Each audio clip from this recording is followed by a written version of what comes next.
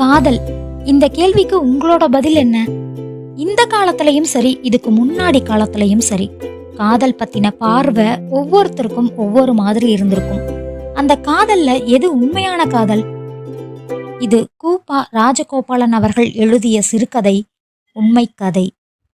இந்த கதை 1944க்கு முந்தைய காலத்துல எழுதப்பட்டது. நம்ம கதையாசிரியரே கதை சொல்ற மாதிரி இருக்கும். இதுவரைக்கும் நம்ம சேனலை சப்ஸ்கிரைப் பண்ணாத இருந்தீங்கன்னா சப்ஸ்கிரைப் பண்ணிட்டு கதையை கடைசி வரைக்கும் கேளுங்க. வாங்க கதைக்கு போயிடலாம். இந்த கதை ரயில்வே ஸ்டேஷன்ல இருந்து ஆரம்பிக்குது. இந்த கதையோட ஆசிரியரும் அவரோட ஒரு நண்பரும் ரயில்ல ஏற போயிட்டு இருக்காங்க. ரயில்வே ஸ்டேஷன்ல அன்னைக்கு கூட்டமே இல்லை. அப்படி இல்லைன்றத ஆசிரியர் எந்த மாதிரி சொல்லியிருக்காரு பாருங்க.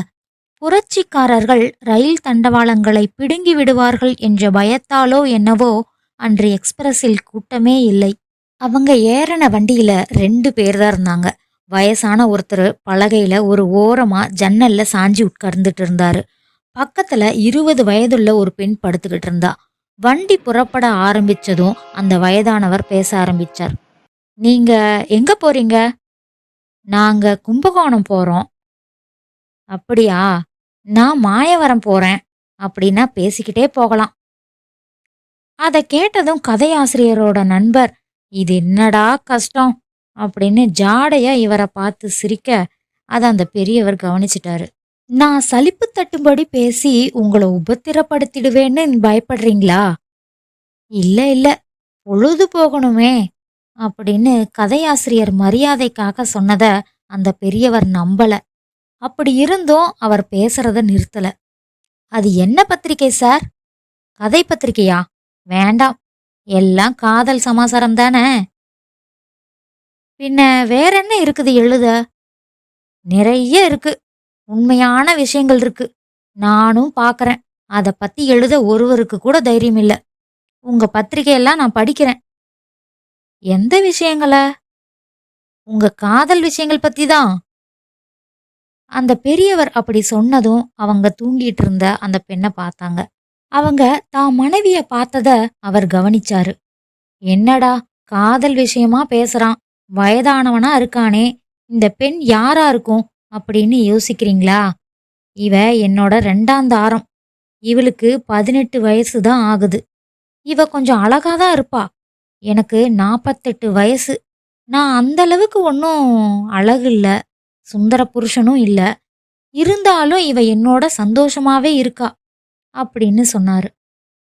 அந்த பெரியவர் இப்படி பேசுவாருன்னு அவங்க கொஞ்சம் கூட எதிர்பார்க்கல. இவ்வளோ பேசினதுக்கு அப்புறம் ஏதாவது சொல்லியாகணுமே அப்படின்றதுக்காக அவரோட நண்பர், வயசுல என்ன சார் இருக்கு அப்படின்னாரு. பாத்தீங்களா, நான் இவ்வளவு வெளிப்படையா சொன்ன பிறகும் மறுபடியும் நீங்க உள்ளத மறைச்சு பேசுறீங்க. இவ என்னோட சந்தோஷமா இருக்கிறதா நான் ஏமாந்துட்டு இருக்கேன்னு தானே நீங்க நினைக்கிறீங்க அப்படின்னு சொன்னாரு அந்த பெரியவர். அதாவது அப்படின்னு ஆரம்பிச்சாரு நம்ம கதையாசிரியர். அதாவது இதாவதுன்னு சொல்லி மழுப்பாதீங்க. நீங்க மனசு விட்டு பேசலைன்னா நான் விடமாட்டேன் அப்படின்னு குறுக்கிட்டாரு. ஆமான்னு தான் வச்சுக்கோங்களேன் அப்படின்னு அவரோட நண்பர் சொன்னாரு. சபாஷ், இப்போ சரி அப்படின்னு அந்த பெரியவர் சொல்ல ஆரம்பிச்சாரு. இவ எனக்கு வாழ்க்கப்பட்ட போது இவளுக்கு வயசு 15. அப்ப எனக்கு எவ்வளோ இருக்கும் அப்படின்னு குறுக்கு விசாரணை மாதிரி கேட்டாரு அந்த பெரியவர். அவங்களும் 45 அப்படின்னு பதில் சொன்னாங்க. கல்யாணத்துக்கு முன்னாடியே இவளை சந்திச்சு, இதோ பாரு, நான் ஒரு கிழவன், அழகனும் இல்ல, என்ன கல்யாணம் செஞ்சுக்க உனக்கு இஷ்டமா? வரதட்சணை இல்லாம கல்யாணம் பண்ணிக்கிறேன்றதுக்காக நீ சம்மதிக்க வேணாம். உனக்கு வரதட்சணை கொடுத்து நானே நல்ல பையனா பார்த்து கல்யாணம் பண்ணி வைக்கிறேன். நல்லா யோசனை பண்ணி நாளைக்கு சொல்லு அப்படின்னு சொல்லிட்டு வந்துட்டேன். மறுநாள் போய் கேட்டபோது அவ என்ன கல்யாணம் பண்ணிக்கிறேன்னு சம்மதம் சொன்னான். நீ எதுக்காக கல்யாணம் பண்ணிக்கிறேன்னு கேட்டதுக்கு எனக்கு தெரியாது அப்படின்னு சொல்லிட்டா. கல்யாணமும் நடந்துச்சு. ஊர்வலத்தை பார்த்தவங்க எல்லாரும், பாருடி, அரிசியும் எள்ளுமா கலந்தா போல இருக்கு அப்படின்னு எங்க காது படவே பேசுனாங்க. நாங்களும் அதை கேட்டுட்டு 2 பேரும் சிரிச்சோம். கல்யாணமாகி 3 வருஷம் ஆச்சு. நடுநடுவே, "அடியே, என்ன கல்யாணம் கட்டிக்கிட்டதால இனிமே என்ன செய்யறதுன்னு யோசிக்காத. பிடிக்கலன்னா சொல்லு, நானே வேறு கல்யாணம் செஞ்சு வைக்கிறேன்" அப்படின்னு சொன்னா அந்த சமயங்கள்ல என்கிட்ட கோவிச்சுக்கிட்டு முகத்தை தூக்கி வச்சுப்பா. ம் இது என்ன சொல்லுங்க, காதலா?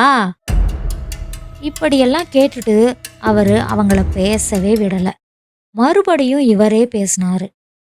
கஷ்டப்படுற குடும்பத்துல இருந்து அவளை கல்யாணம் செஞ்சுக்கிட்டதால அந்த நன்றிக்காக என்கிட்ட பணிஞ்சிருக்கான்னு நினைக்கிறீங்களா? இல்லவே இல்ல. அவ பணிஞ்சு பேசுற ஆள் இல்ல சார். தனக்கு இஷ்டப்பட்டதை மட்டும்தான் செய்வா. தலை போற அளவுக்கு தப்பு செஞ்சாலும் பொய் சொல்ல மாட்டா. உதாரணமெல்லாம் சொல்றதுக்கு இப்போ நேரம் இல்ல. இப்ப சொல்லுங்க, எங்களுக்குள்ள இருக்கிறது காதலா? இந்த மாதிரிலாம் பேசிக்கிட்டே தாம்பரம் வரைக்கும் வந்துட்டாங்க. உங்களுக்கு நான் டைம் கொடுக்குறேன் சார். நல்லா யோசிச்சு சொல்லுங்க அப்படின்னு சொல்லிக்கிட்டே தலையணைய விட்டு சரிஞ்சு போய் தூங்கிக்கிட்டு இருந்த தான் மனைவி தலைய சரியா எடுத்து வச்சு விட்டாரு. அவளும் நல்லா தூங்கிட்டு இருந்தா. இன்னொரு விஷயம் சொல்ல மறந்துட்டேன். என் மனைவிக்கு எழுத படிக்க தெரியாது.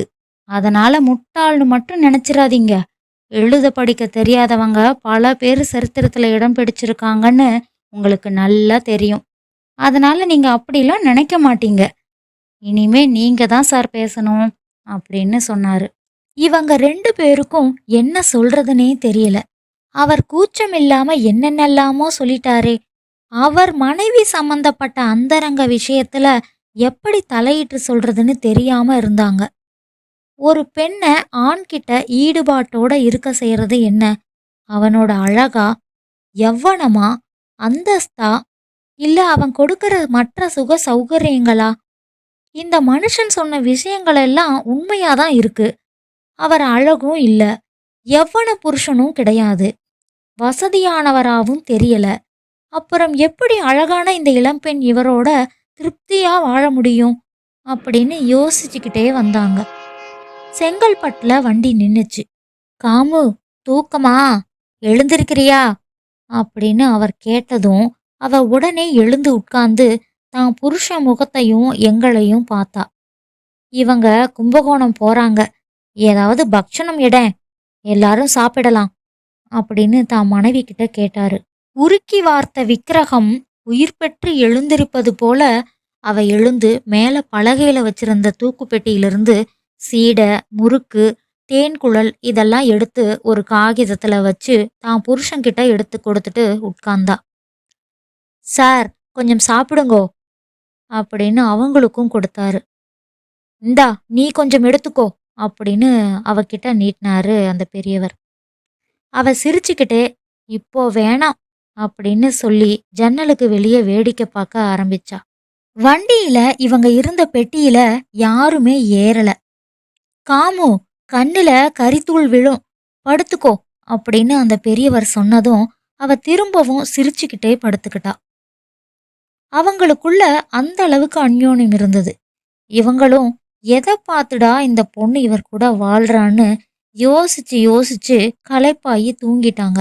"ஏன் எழுந்துட்ட? தூக்கம் வரலையா? இனிமே தூக்கம் வராது. நீங்க வேணும்னா செத்த படுத்துக்கோங்களேன்." "எனக்கும் தூக்கம் வரல. அவ 2 பேரும் தூங்குறா. அவளுக்கு ஒரு பெரிய புதிர் போட்டிருக்கேன்." "என்ன? எல்லாம் உன் சமாசாரம்தான்." "ஐயோ, அவாகிட்ட போய் என்ன சொன்னேள்? நான் கிழவனா இருந்தாலும் நீ என் மேல..." "ஐயையோ, அவமானம் அவமானம்." "என்ன அவமானம்? கூஜாவை எடு, நீயும் பட்சணம் எடுத்துக்கோ."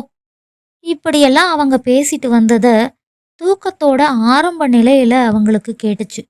அதுக்கப்புறம் அவரும் அவரோட நண்பனும் நல்லா தூக்கத்துல இருந்தாங்க. வண்டி மாயவரத்தை நெருங்கி பாலத்தை தாண்டுச்சு. அந்த பெரியவரும் அவர் மனைவியும் வர்ற ஸ்டேஷன்ல இறங்குறதுக்காக தயாரா எல்லாத்தையும் எடுத்து வச்சுக்கிட்டு உட்கார்ந்துருந்தாங்க. "சார், நல்ல தூக்கம் போல இருக்கு" அப்படின்னு கேட்டதும் இவங்க 2 பேரும் கண் விழிச்சு பார்த்தாங்க. "மாயவரமா வருது?" அப்படின்னு ஆசிரியர் தூக்கத்திலேயே கேட்டாரு. "ஆமா" அப்படின்னு சிரிச்சுக்கிட்டே இந்த பெரியவர் பதில் சொன்னார். அந்த பெண் கண் விழிச்சு உட்கார்ந்திருந்ததால இவங்க எதுவுமே பேசாம அமைதியா இருந்தாங்க. சரி, நீங்க சொல்ல மாட்டீங்க போல இருக்கு. நானே சொல்லிடுறேன்.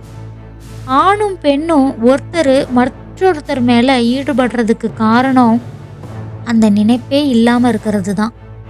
கிராமத்துல போய் பாருங்க, முருகனும் நாகம்மாளும் காதலா செய்றாங்க. அவங்களுக்கு காதல் அப்படின்னா என்னன்னே தெரியாது. அதனால தான் அவங்க கிட்ட உண்மையான காதல் இருக்கு. இன்னைக்கும் எல்லாம் தெரிஞ்சுக்கிட்டு காதல்னு பேசுறவங்க கிட்ட அசடு தான் இருக்கு. அட, இந்த பிளாட்பாரத்திலே நிறுத்துறான், படி ஏறணும். சரி, வரட்டுமா? நல்லா யோசிச்சு கதை எழுதுங்க. கண்டதை எழுதி ஊரை கெடுக்காதீங்க, உங்களுக்கு புண்ணியமா போகும் அப்படின்னு சொன்னாரு. நான் கதை எழுதுறேன்னு உங்களுக்கு எப்படி தெரியும்? அந்த பெரியவர் இவரை சுட்டிக்காட்டி, உங்களை பார்த்தா கதை எழுதுறவர் மாதிரி தான் இருக்கு அப்படின்னு சொல்லிட்டு ரயிலை விட்டு வெளியே இறங்கி போனாரு. காமேஸ்வரி, உன்னை போல பெண்கள் இருந்தா உலகமே இன்பமா இருக்கும் அப்படின்னு சொல்லிக்கிட்டே போனாரு. அவர் மனைவியும் ஸ்வப்ன சுந்தரி மாதிரி புருஷன் பின்னாலேயே நடந்து போனான். இப்படியா இந்த கதை முடியுதுங்க. இப்ப புரிஞ்சுதுங்களா காதலோட உண்மையான அர்த்தம்? உங்களோட கருத்துக்களை கமெண்ட் பாக்ஸ்ல பதிவிடுங்க. மேலும் பல சுவாரஸ்யமான கதைகளை கேட்க சேனலை சப்ஸ்கிரைப் பண்ணுங்க. நன்றி.